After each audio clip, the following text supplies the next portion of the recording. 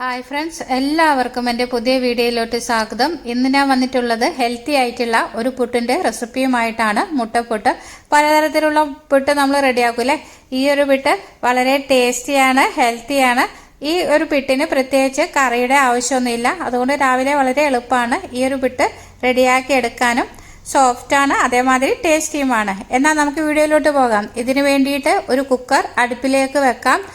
അതിലേക്ക് 1/4 കപ്പ് ചെറുപയർ ഇട്ട് കൊടുക്കാം. ചെറുപയർ തലേന്ന് രാത്രി തന്നെ വെള്ളത്തിൽ കുതിരാൻ വെച്ചിട്ടുണ്ടായിരുന്നു.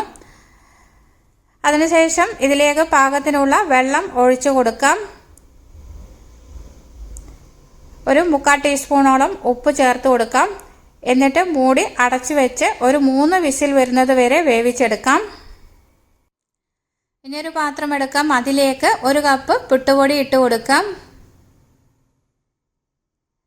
അതിനുശേഷം ഇതിലേക്ക് 1 കപ്പ് ഇളം ചൂടുവെള്ളം ഒഴിച്ചു കൊടുക്കാം. വെള്ളത്തിൽ ഉപ്പ് കൂടി ചേർത്തിട്ടുണ്ടായിരുന്നു. ഇനി ഇതൊരു 15 മിനിറ്റ് അടച്ചു വെക്കാം.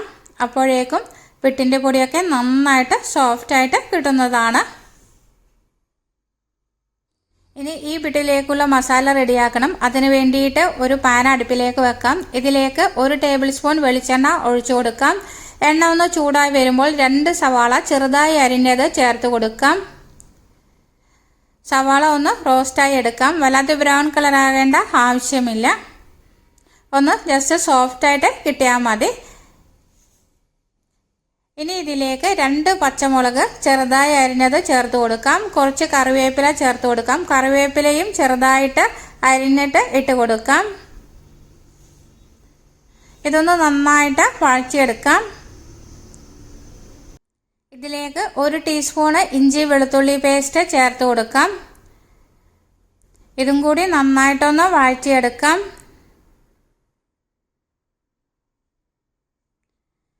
ഇനി ഇതിലേക്ക് മസാലപ്പൊടികൾ ചേർത്ത് കൊടുക്കാം.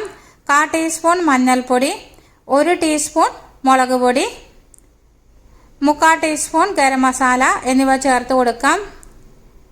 പൊടികൾ ചേർത്തതിന് ശേഷം ഇത് നന്നായിട്ടൊന്ന് ഇളക്കി കൊടുക്കാം. ഇതിൻ്റെ പച്ചമണം മാറുന്നത് വരെ ഒന്ന് മൂപ്പിച്ചെടുക്കാം. ഇനി ഇതിലേക്ക് 1 തക്കാളി ചെറുതായി അരിഞ്ഞത് ചേർത്ത് കൊടുക്കാം. തക്കാളി അരിഞ്ഞതിന് ശേഷം നന്നായിട്ട് ഇത് ഇളക്കി യോജിപ്പിച്ചെടുക്കാം. തക്കാളിയും കൂടി ഒന്ന് നന്നായിട്ട് സോഫ്റ്റാക്കി എടുക്കാം. ഇതിലേക്ക് ആവശ്യത്തിനുള്ള ഉപ്പ് ചേർത്ത് കൊടുക്കാം.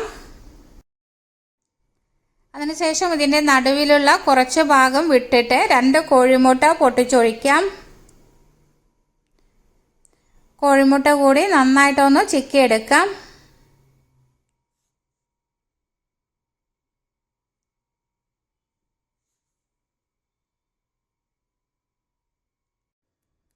ഇതിലേക്ക് ആവശ്യമുണ്ടെങ്കിൽ 1 ടീസ്പൂൺ വെളിച്ചെണ്ണ കൂടി ചേർത്ത് കൊടുക്കാം.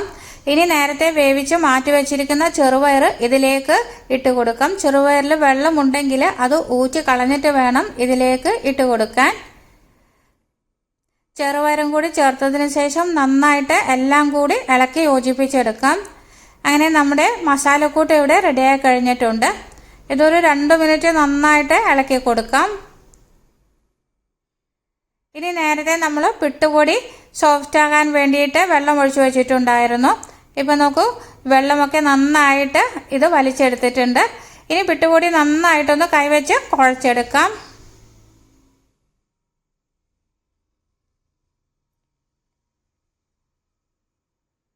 ഇപ്പോൾ പുട്ടുപൊടി നന്നായിട്ട് സോഫ്റ്റായി വന്നിട്ടുണ്ട്. ഇനി നമ്മൾ റെഡിയാക്കി മാറ്റി വെച്ചിരിക്കുന്ന മസാലക്കൂട്ട് ഫുള്ളായിട്ടും ഇതിലേക്ക് ഇട്ട് കൊടുക്കാം.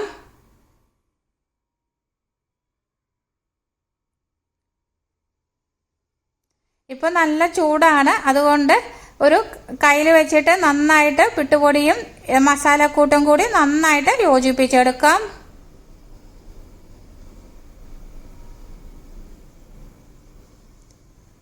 ഇനി വെള്ളം കുറച്ച് കൂടുതലാണ് തോന്നുന്നുണ്ടെങ്കിൽ കുറച്ചുകൂടി പുട്ടുപൊടി ചേർത്ത് കൊടുത്ത് നന്നായിട്ട് ഇത് ഒന്ന് കുഴച്ചെടുക്കാം. അതിനുശേഷം ഒരു 5 മിനിറ്റ് മൂടി വെക്കാം.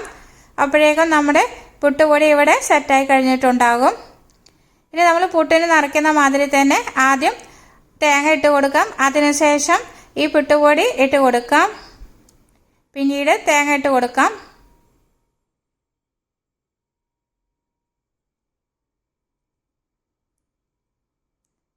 സാധാരണ നമ്മൾ പുട്ടിന് നിറയ്ക്കുന്ന മാതിരി തന്നെ തേങ്ങയും പുട്ടിൻ്റെ പൊടിയും മാറി മാറി ഇട്ട് കൊടുക്കാം.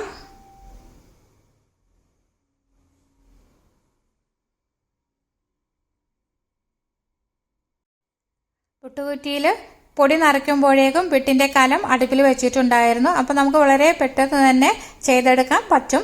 അതിനെ പുട്ടുകുറ്റി വെച്ചു നന്നായിട്ട് ആവി വന്നതിന് ശേഷം ഇത് കുത്തിയെടുക്കാം.